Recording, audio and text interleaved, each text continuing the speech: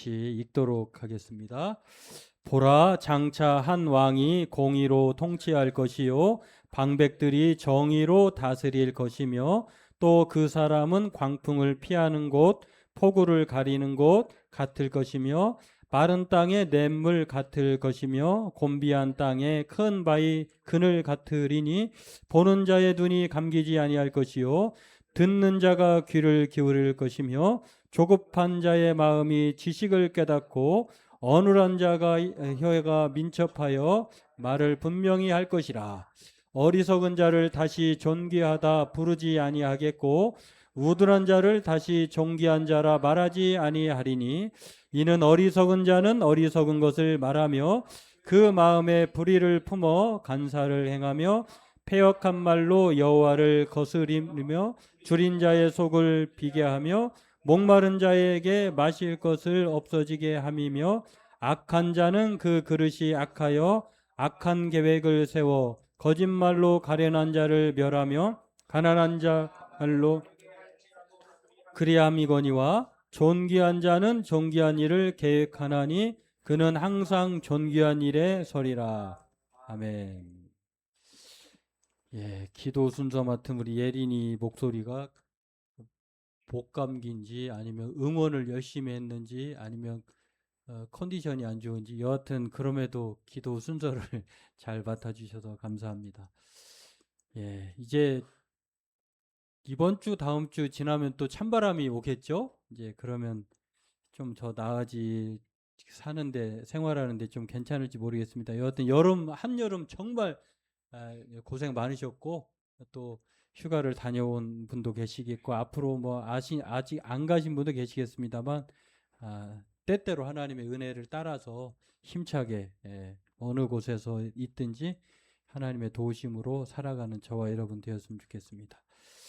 우리가 살아가는 이 세상이 참 빠르게 변하죠. 요즘은 AI 그 시대라고 해서 정말 급변하는 시대, 에, 느려진 것을 참지 못하는 그런 시대죠. 이제 그러다 보니까 예기치 못한 일도 많이 당하게 됩니다. 그래서 위기가 닥치기도 했고 하기도 하고 건강했던 몸이 적신호가 켜져서 또 사람에게 또 상처를 받아서 여러 가지로 어려움을 당할 때 있을 때 우리는 생각하죠. 그때 내가 이러한 때 누구에게 도움을 받았더라면 내가 힘들고 어려울 때 누군가 나의 곁에 있었다라면 이런 생각을 하게 되는데요. 그러니까 저와 여러분들은 평생 뭔가의 그 비빌 언덕, 피난처를 필요로 하는 사람일 수밖에 없어요. 우리는 연약하기 때문에. 혹시 여러분 그런 상황이 있을 때 어디로 누구에게로 도움을 청하십니까? 오늘 본능적으로 저와 여러분들은 도움을 필요로 하는 존재라고 하는 것을 보호자를 찾게 되었다고 하는 것을 성경을 통해서도 알게 되는데 우리는 영혼을 사모하는 존재일 수밖에 없는 어떤 사람은 이제 믿지 않는 사람들 중에 믿는 사람들 중에 그런 사람도 있는데요. 안전한 곳을 여러 곳에 두어야 된다라고 생각을 해서 하나님 말을 꼭 피난처 안전처로 삼지 않고 또 어떤 분들은 돈이 있어야 된다. 늙어도 돈이 있어야 된다. 특히 어르신들 같은 경우는 절대 그 죽을 때까지 숨을 거둘 때까지 자식에게 그 재정권을 넘겨주면 안 된다라고 하는 분도 계셔서 돈을 피난처로 삼는 분도 계세요. 어떤 사람은 권력이나 또는 자기에게 그 인맥을 피난처로 삼기 위해서 줄을 잘 서야 된다라고도 말을 합니다. 그래서 저마다 생각하는 그 피난처를 따라서 정해놓고 필사의 노력으로 또 그렇게 줄을 그 피난처를 삼으려고 준비하는 사람도 있는데요. 근데 가만히 생각해보면 아무리 든든한 우산을 가졌더라도 정말 우리가 아무리 튼튼한 싼 다이소에서 싼 우산이든 산 우산이든 뭐 파라솔 같은 큰 그 튼튼한 활을 자랑하는 그런 우산이든지 간에 강풍에는 뭐 장사 없죠.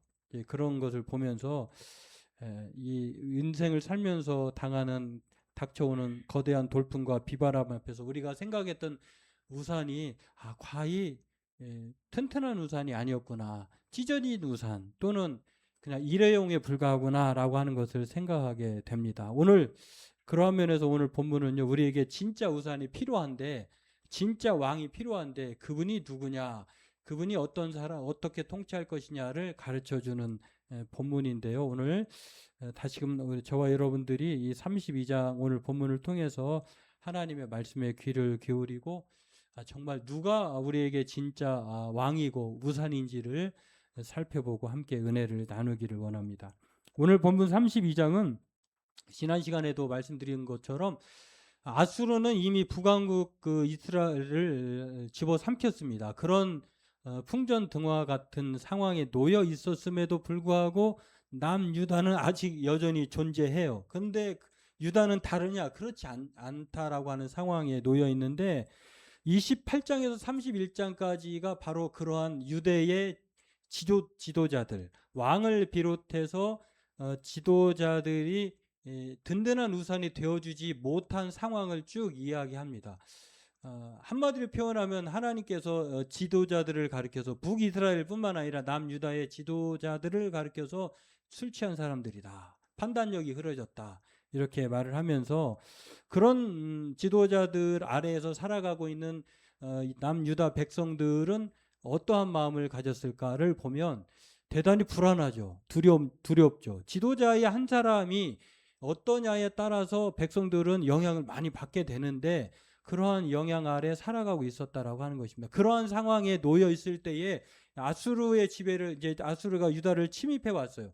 그런 상황에서 이제는 뭐 자신들도 북이스라엘과 같은 운명에 처해질까라고 하는 그리고 지도자들이 든든한 우산이 되어주지 않는 상황에서 하나님께서 약속의 선언을 하십니다. 한 의로운 왕이 너희에게 나타날 것이다. 그 사람은 공의와 정의로 공평하게 다스릴 것이다 라고 이렇게 소개를 합니다.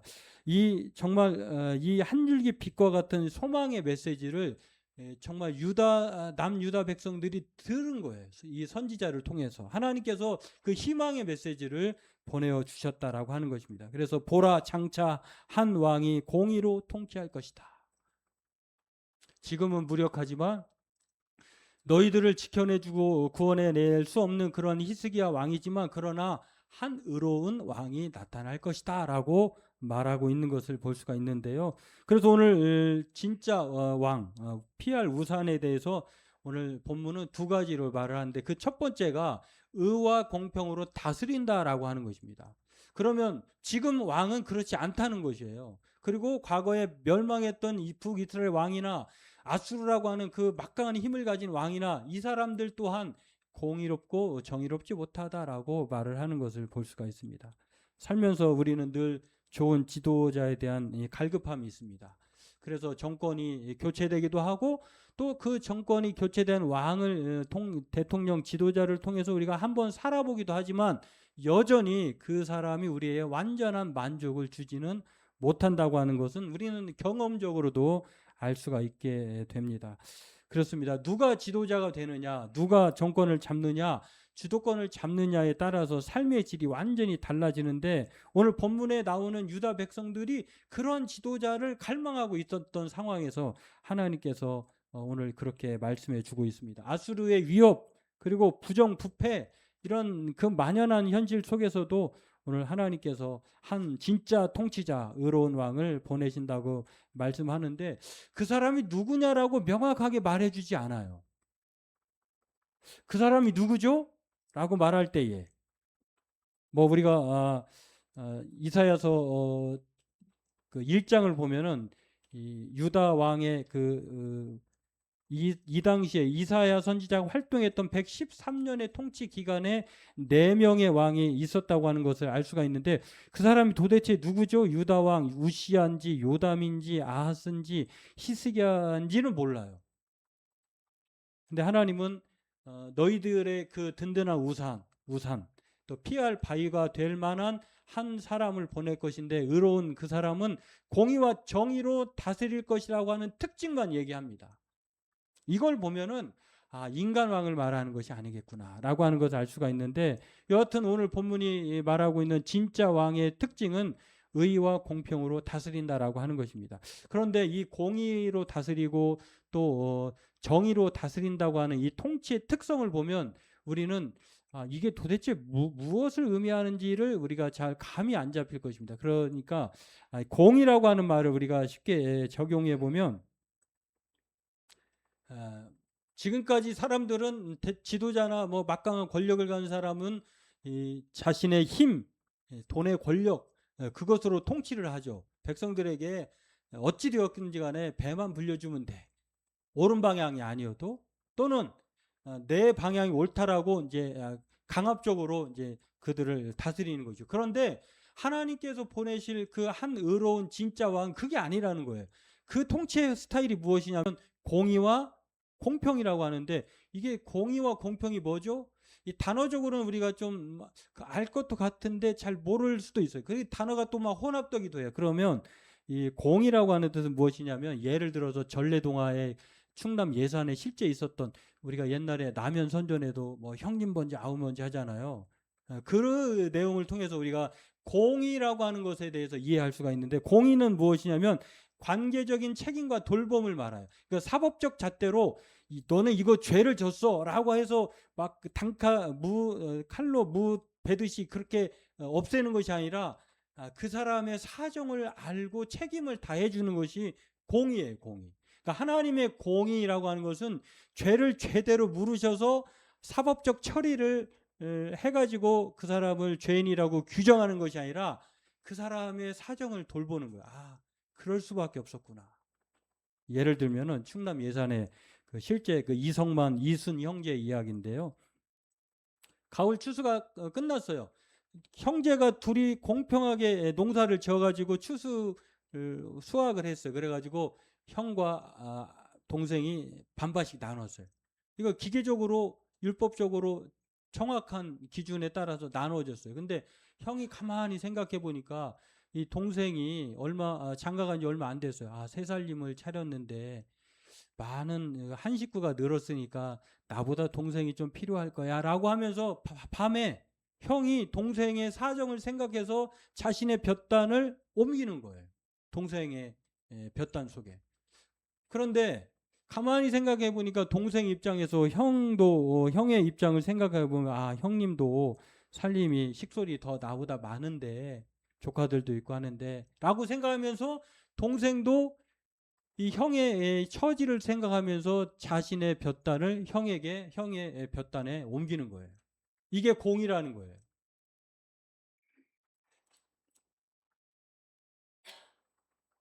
성경에서 말하는 이 공이라고 하는 것은 관계적인 돌봄을 말하고 있다라고 하는 것. 그래서 하나님은 남유다가 분명히 잘못됐어요. 그리고 그 지도자들이 형편없어요. 그런데 그것을 사법적 기준으로 너희는 잘못됐으니 당장에 너희는 다 사라져야 존재라 라고 하면서 계속 아시리아의 공격에 무방비 상태로 내어주는 것이 아니라 그럼에도 불구하고 연약함은 어쩔 수 없구나 라고 하면서 공의로 살펴주는 것을 오늘 하나님의 한 의로운 통치자는 이 공의로 다스릴 것이다 라고 그렇게 말을 하는 것입니다. 그러면 오늘 공평이라고 하는 것은 무엇일까? 이소부에 나오는 이야기인데요. 여우와 그 두루미가 있는데 이 공평이라고 하는 것은 기계 숫자적으로 딱 나눠가지고 5대5, 5분의 1, 5대5, 뭐 공평하게 뭐 몇 대면 이렇게 가르는 것이 아니라 여우가 두루미를 초청을 했어요. 그런데 여우가 얼마나 꾀가 약한 한지 두루미를 초대해놓고 똑같은 넓적한 접시 위에 음식을 담아 내가지고 드세요라고 했어요. 여우 입장에서는 이건 뭐 비속어가 아니겠죠. 주둥이가 넓으니까 이렇게 잘 핥아 먹을 수 있잖아요. 근데 이 두루미 입장에서는 뾰족하잖아 입이. 그러다 보니까 여우 입장에서는 지만 잘 먹는 거예요. 근데 두루미 입장에서는 대단한 폭행이에요. 아니 먹을 수 있도록 그릇을 호리병에 담아줘야지 접시에 담아주고 먹으라고? 기분이 썩 안 좋겠죠. 그 다음에 기분이 썩 안 좋았던 두루미가 자기 집으로 또 초청을 합니다. 여우를 초청해놓고 이번에는 어떤 일이 벌어졌냐면 넓적한 접시에 잘 먹게 여우를 대접한 것이 아니라 자기가 잘 먹을 수 있는 호리병에 담아가지고 내놓는 거예요. 그러면 이것이 불공평하다는 거예요. 그래서 이 공평이라고 하는 것, 하나님은 동일하게, 하나님의 공평은 여우에게는 넓적한 접시를 내어놓는 것이고 또 두루미에게는 호리병을 내어주어서 똑같이 이 사람이 잘 먹도록 대해주는 것을 공평이라고 해요. 그러니까 하나님은, 이 하나님께서 우리를 다스린다고 하는 공의와 공평이라고 하는 뜻은, 하나님은 율법적 잣대로 죄 있는 사람을 죄 있다라고 규정해 가지고 그 사람을 사망에 이르는 것이 아니라, 그럼에도 불구하고 불쌍히 여기셔서 그 사람의 처지와 환경을 이해하시고 그 약점을 돌봐주신 것을 공의와 공평이라고 말을 하는 것입니다. 지금까지 왕들은 그렇지 않았어요. 그래서 오늘 하나님은 남유다를, 그리고 우리를 어떻게 대하시냐면, 하나님을 우리를 공평하고 공의로 우리를 대하신다라고 하는 것입니다. 이 시편 말씀에 이런 말씀이 있어요. 허물의 사함을 받고 자신의 죄가 가려진 자는 복이 있도다. 죄가 없다는 말이 아니에요. 죄인이에요.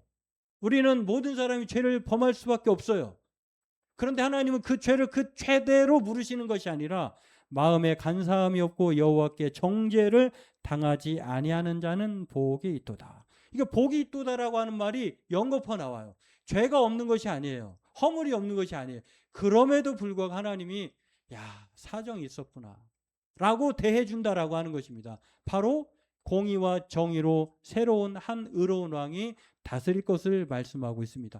오늘 그러한 면에서 저와 여러분들은 대단히 행운아예요. 왜냐하면 하나님께서 우리를 죄가 있음에도 불구하고 우리를 공의롭게 정의롭게 대해 주신다라고 하는 것이, 이것은 사법적 기준으로 대해 주시는 것이 아니라 은혜로 대해 주신다라고 하는 말을 오늘 말씀을 하고 있는 것입니다. 따라서 오늘 저와 여러분들도 하나님께서 의와 공평으로 우리를 언제나 대해 주신다고 하는 것을 기억해 보면 정말 감사할 일이에요. 하나님이 우리를 죄를 묻지 아니하시고 이 공의와 정의로 다스린다라고 하는 것은 이 유다를 향한 하나님의 희망의 메시지일 뿐만 아니라 평생 우리가 하나님 앞에 감사할 수밖에 없는 그러한 은혜를 입었다라고 하는 것입니다. 두 번째로, 그렇다고 하면 의와 공평으로 다스릴 진짜 왕은 누군가에 대해서 우리는 추측해 볼 수 있는데요. 이 사람들 중에 뭐 우시야인지 요담인지 아하스인지 히스기야인지, 이 사람들의 통치 기간을 보면 히스기야 위로 보면 히스기야가 뭐 29년을 다스렸고 그 위에 아버지 16년, 그다음에 할아버지 또 16년, 또 증조 할아버지 우시야 같은 경우는 52년. 이 사람들의 통치 기간 중에 누구인지는 몰라요. 그러나 이 사람들을 우리가 추정해 볼 수 있는데, 이 사람이 공의와 정의로 다스리는 왕이 현재까지 나타났느냐? 그렇지 않다라고 하는 것입니다. 왜냐하면 여전히 인간 왕을 추정해 보면 히스기야를 추측해 볼 수 있는데, 히스기야의 통치의 기간도 짧은 기간은 아닙니다만 히스기야 시대에 참 좋은 일들이 많았어요. 우시야를 비롯해서 뭐 증조 할아버지 우시야도 종교 개혁을 통해서 하나님의 도움을 많이 받아가지고 강성 대국을 이루고 태평성대를 이루었는데, 히스기야도 만만치 않았거든요. 대단히 종교 개혁을 통해서 하나님의 백성들을 하나님께로 인도한 아주 선한 왕이에요. 어떻게 보면은 완벽하진 않지만 그럼에도 불구하고 공의와 공평으로 다스렸던 왕이 히스기야 왕이기도 해요. 그런데 이 히스기야 왕도 25살에 왕위에 올랐지만 이 사람에게도 그럼 약점이 없었느냐? 약점이 있어요. 왜냐하면 다음 주에 살펴볼 말씀이지만 죽을 병이 걸렸었어요. 하나님 앞에 그러나 자기의 과거를 기억해달라고 얘기하면서 내가 하나님 앞에 얼마나 충실했고 성실했는지 나의 죽음을 하나님 연장시켜 주십시오라고 정말 하나님 앞에 벽을 향하면서 기도했던, 눈물을 흘리면서 기도했던 사람이 바로 히스기야예요. 그러니까 히스기야의 삶을 보면 대단히 정직하고 성실한 왕이에요. 그럼에도 불구하고 그 이후에 다음 주에 내용이 나오겠습니다만 아주 대단히 교만한 실수를 저지릅니다. 이렇게 히스기야 왕도 대단히 완벽하지 한 것처럼 보이지만 완벽할 수는 없다라고 하는 것입니다. 그래서 오늘 그 히스기야 왕을 가르치느냐? 그렇지 않죠. 왜냐하면 한계와 허물이 있는 사람으로 말하지 않고 결국 이 히스기야 왕도 죽음을 맞이합니다. 우리가 대통령 뭐 영구적인 그 상징적으로 그 왕의 국가를 수호하는 나라도 있습니다만 우리도 몇 년 하고 또 다른 왕이 하거나 연임을 하거나 중임을 하거나 뭐 이렇게 한계를 정해놓잖아요. 그렇기 때문에 오늘 진짜 왕은 인간 왕을 말하는 것이 아니라 하나님께서 장차 보내실 약속하신 예수 그리스도를 상징하는 것을 볼 수가 있습니다. 오늘 그 왕이 줄 수 있는 이 가치, 오늘 우리가 읽은 내용들, 어리석은 자, 우둔한 자들이 권력을 잡고 가난한 자들이 괴롭히는 부조리한 세상의 모습으로 나오는데 인간 왕의 통치 세상에서는 이 사람들이 사라지질 않아요. 어떤 분이 이런 말을 하더라고요. 상당히 다음 권력을 가질 만한 사람인데 그럼에도 그 사람이 안 나왔으면 좋겠다라고 말을 해요. 왜 그러냐라고 이제 물어보는데 그 사람은 그렇게 의롭고 뭐 결점이 없는 것처럼 보이지만 그 사람을 가만히 내버려 두지 않는 측근들이 가만히 안 놔둔다는 거예요. 그러니까 사람은 누가 어떤 사람이 완벽하게 보이더라도 그 사람은 흔드는 사람이 있다는 것입니다. 그 때문에 오늘 이 진짜 왕은 인간 지도자를 가리키는 것이 아니라 예수 그리스도 메시아, 하나님의 메시아 예수 그리스도를 상징한다는 것을 가르쳐 주는데, 왜냐하면 인간 왕이 가져다 줄 수 있는 그런 축복이 오늘 우리가 읽은 2절부터 뭐 3절 내용에 보면은 이 대단히 눈도 만족하고 귀도 또 호강하고 또 목마름이 해결되는 그런 복을 가져다 준다라고 말을 합니다. 도대체 그 사람이 누굴까를 보면 오늘 예수님이 이 땅 오신 목적, 양으로 생명을 얻게 하고 더 풍성히 얻게 하신다라고 하는 말과 일맥상통해요. 그렇기 때문에 오늘 우리에게 진짜 왕은 바로 메시아 예수다라고 하는 것입니다. 그분이 오시면은 어떤 일이 벌어지느냐? 광풍을 피하고 폭우를 가리게 될 뿐만 아니라 마른 땅에 냇물을 내시고 곤비한 땅에 큰 바위에 그늘이 되게 하신다라고 말씀을 합니다. 또한 눈 멀고 귀 먹기보다는 보고 듣게 될 것이고 무감각한 사람이 둔감하기보다는 깨닫고 이해하게 될 것이다라고 말씀합니다. 오늘 이러한 복이 여러분에게 주어지길 주의 이름으로 축원합니다. 오늘 우리가 그 예수님으로 말미암아 우리의 인생의 갈급함, 정말 피하지 못할 그런 비바람과 광풍도 피할 수 있다는 사실을 오늘 기억하면서 저와 여러분들에게 이 한 의로운 통치자가 예수라고 하는 사실을 늘 생각하면서 하나님 앞에 날마다 가까이 가는 저와 여러분 되길 주의 이름으로 축원합니다. 요즘에 연세대학교 그 두 부부가 대단히 그 대중적인 인기를 갖게 되는데요. 그의 부인은 뭐 상담가로서 이호선 교수로 활동하시고 또 신앙적으로 또 대중방송에도 많이 이제 잘 나오게 하는 연세대학교 김학철 교수가 있어요. 이분이 이런 말씀을 해서 사이비와 이단에 대한 정의를 말했어요. 물론 여러분의 기준이 있는데 뭐 사전적 정의는 있습니다만 어떻게 쉽게 구분하냐면 이단은 정통 교리와 맞지 않으면 이단이에요. 사이비는 뭐냐면 법적 대상이 되는 종교 단체를 가리켜서 사이비라고 해요.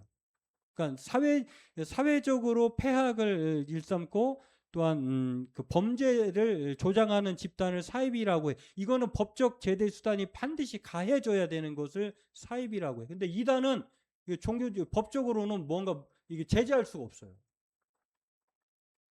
교리만 다르거든요. 우리는 보이지 아니하는 예수 그리스도를 진짜 왕으로 믿고 따르지만 이단들은 그 교주 또는 창시자를 숭배하는 거예요. 그러니까 이단일 뿐이지 법적으로 문제가 되지는 않아요. 근데 이분이 사이비의 네 가지 구조적 특징을 말을 하는데 오늘 뭐 그림에 제가 뭐 이렇게 잘 표현하고 있는 것처럼 네 가지 징후가 나타나면 사이비로 이렇게 본다고 하는데, 사이비 집단의 문제점 무엇이냐면 사기, 갈취, 불법, 그다음에 뭐 국가의 법은 무시하는 것을 얘기하는데, 그 그림에 나와 있는 것처럼 과장된 위기와 임박한 종말론을 강조. 야, 세상 끝날 얼마 남지 않아. 물론 기독교도 종말을 말하지만 몇 날 몇 시라고 말하지 않아요. 근데 이걸 이렇게 말해가지고 위험을 조장해서 사회생활을 중단하게 하고 결혼도 포기하게 하고 그다음에 모든 물질을 자기 뭐 교주 앞으로 다 이렇게 흡수하려고 하는 독점적 구원론. 우리 집단 교회에만 구원이 있다라고 주장하는 것들. 리더의 신격화, 신봉하는 거죠. 뭐 하나님을 대신할 사람, 이긴 자라고 얘기도 하고 또 하나님의 대리자라고도 얘기하는 그런 존재로 숭배하는 것이죠. 네 번째는 사회의 법과 질서를 무시하는, 성경의 법을 이거는 뭐 우리가 믿는 크리스찬의 법이기도 하고 하나님이 통치하는 것을 우리가 신앙적으로 고백하는 것이면서 국가는 국가 나름대로의 법이 있어요. 이 법을 무시하고 자기 폭력을 가한다거나 또는 뭐 집회를 주장한다거나 뭐 가출을 하게 하거나 갈취나 폭력, 불법 행위를 범죄 행위로 이어지게 하는 것을 가리켜서 사이비 교주의 사이비 단체가 주는 것이라고 얘기합니다. 이 사이비나 이단이나 우리에게 해가 되지 득이 되는 게 없어요. 물론 이제 정통 교회 중에 그런 일들이 요즘에는 유튜브들이 잘 발달돼 가지고요. 정통 교회라고 표방하면서도 여전히 이단이면서 사이비를 비슷한 일들을 해난 것들을 고발하는 그런 분들도 있더라고요. 이렇게 알고리즘에 보면 뭐 하다 보면 보여지는데, 정통 교회라고 해서 종교 간판은 달았지만 뭐 법을 무시하거나 가짜 뉴스를 유포하거나 사회 질서를 파괴하고 폭력을 정당한다면 뭐 이단 사이비와 다를 바 없죠. 하지만 오늘 하나님께서 약속하신 이 의와 공평으로 다스리신 예수 그리스도의 통치 아래에 있으면 저와 여러분들의 삶에는 문제가 없다는 것입니다. 참된 안식과 평강이 있다라고 하는 것. 오늘 본문에 말하고 있는 것처럼 2절에서 4절에 말하고 있는 것처럼 예수 안에는 바람을 피할 수 있고 폭우 앞에 피난처가 될 뿐만 아니라 마른 땅의 샘물을 먹듯이 저와 여러분들의 인생이 바로 예수님으로 말미암아 저와 여러분들이 그렇게 생수에 흐르는 강을 건널 수 있다라고 말씀을 합니다. 오늘 저와 여러분들도 이것을 기억하면서 저는 이 소식을 정말 대단한 소식으로 느꼈으면 좋겠어요. 하나님의 말씀 가운데에 광풍을 피하고 폭우를 가리고 마른 땅에 냇물 같고 곤비한 땅에 큰 바위 그늘 같은 분이 예수 그리스도, 그분이 우리의 주님이시다라고 하는 것입니다. 이번 주에 제가 병원을 2곳을 다녔는데요. 8월 초부터 지금까지 이제 거의 한 달 내내 저도 아픈 곳이 있더라고요. 보니까 걱정이 돼서 이제 저희 나라에 또 뭐 영국 집사님 또래, 뭐 우리 40, 50대 또래들을 보면 위로는 부모님이 계시고 아래로는 자식들이 있어가지고 절대 아파서는 안 되잖아요. 어른들도 잘 봉양해야 되고 자식들도 다 후원해야 되는 그런 상황인데 뭐 이상 징후가 와가지고 검사를 받았는데 두렵죠. 뭐가 문제가 생겼나? 다치면 안 되는데, 뭐 더 큰 일이 생기면 안 되는데라고 해서 그래도 더 큰 일이 생기면 안 되겠지 해서 정작 가봤는데 큰 문제가 없어요. 의사 선생님이 검사해도 괜찮습니다. 뭐 이 정도면 괜찮아요. 크게 뭐 문제될 거 없을 것 같아요. 라는 그 소리에 대단히 환희를 느끼죠. 그런데 사실 우리가 정말 환희를 느껴야 될 게 한 의로운 통치자, 그분이 의와 공의로 다스릴 것이다. 그분이 바로 예수 그리스도다라고 하는 이 사실을 우리는 그 어떤 소식보다도 정말 기쁘게 여겨야 돼요. 내가 사이비 이단에 빠지지 않고 예수 그늘 아래 이렇게 평안한 안식 가운데 살아갈 수 있다고 하는 이 사실 자체가 우리에게는 대단히 큰 기쁨의 소식이어야 한다고 하는 것입니다. 덴마크의 철학자이면서 신학자였던 슈렌 키에르케고르가요, 이런 말을 했어요. 예수님을 구속주, 다시 말해서 믿음의 대상으로만이 아니라 반드시 우리가 모방해야 할 원형, 본보기로 보아야 된다라고 말을 했어요. 그러니까 우리는 예수님은 그냥 예수님을 믿음의 주요, 믿음의 대상으로만 생각하지만 실제로는 예수님을 따라야 될 모범이어로 이렇게 받들어야 된다라고 실천자로 생각해야 한다고 하는 것을 말을 합니다. 다시 말해서 팬이 아니라 제자로 따를 것을 말씀합니다. 팬은 일정한 거리를 두고 절대 가까이 가지 않아요. 그러나 제자는 늘 그 곁에서 십자가를 지고 주님이 하셨던 그대로 살아가는 것입니다. 오늘 저와 여러분들도 잘 아시겠을지 모르겠습니다. 우리 교회에 그 소개란이 있어요. 이 소개란에 보면 뭐 여러 가지 좋은 말 많이 썼어요. 제가 보니까. 근데 한마디로 요약하면 이 내용이에요. 그냥 오늘에 드려지는 예배가 내가 실제로 하나님 앞에 진실되게 삶의 실천으로 일치되게 하여 달라고 하는 요한복음 4장의 말씀과 같은 내용이에요. 오늘 한 의로운 통치자가 너희에게 주어질 것이다 라고 하는 것은 단지 희망의 소식으로 끝날 것이 아니라 그분이 의와 공평으로 다스리듯이 그 공평과 의로 다스리를 받은 우리가 바로 삶을 통해서 의와 공평으로 살아갈 것을 말씀해 주고 있습니다. 바라기는 저와 여러분들도 오늘 우리에게 진짜로 오시는 분, 진짜 오신 분이 바로 예수 그리스도시고 우리가 그분 그늘 아래 살아가고 있다고 하는 사실을 늘 생각하면서 힘들고 지치고 어렵지만 가짜의 우리의 인생을 허비하지 말고 진짜 왕 그리스도 예수 안에 머물러서 날마다 행복한 인생을 살아가는 저와 여러분 되길 주의 이름으로 축원합니다. 기도하겠습니다. 하나님, 오늘 한 의로운 통치자, 인간 지도자, 왕이 아니라 예수 그리스도만이 진짜 왕, 우리가 피하여야 할 든든한 우산이라고 하는 사실을 오늘 선지자를 통해서 다시 한번 알게 됩니다. 우리가 인생을 살면서 정말로 힘들고 지치고 어렵지만 그럼에도 불구하고 그 광풍을 피할 수 있는 곳, 폭우를 가릴 수 있는 곳, 그리고 마른 땅에 냇물같이 곤비한 우리 인생이 하나님으로 말미암아 큰 도움을 얻을 수 있는 것은 바로 예수 그리스도라고 하는 사실을 늘 생각하면서 날마다 하나님 앞에 도움을 구하고 예수 자녀로 사는 것, 제자로 사는 것이 얼마나 행복한 인생인지를 늘 우리 스스로 되새기면서 살아가는 우리 성도들 되게 하여 주옵소서. 감사하며 예수님의 이름으로 기도하옵나이다. 아멘.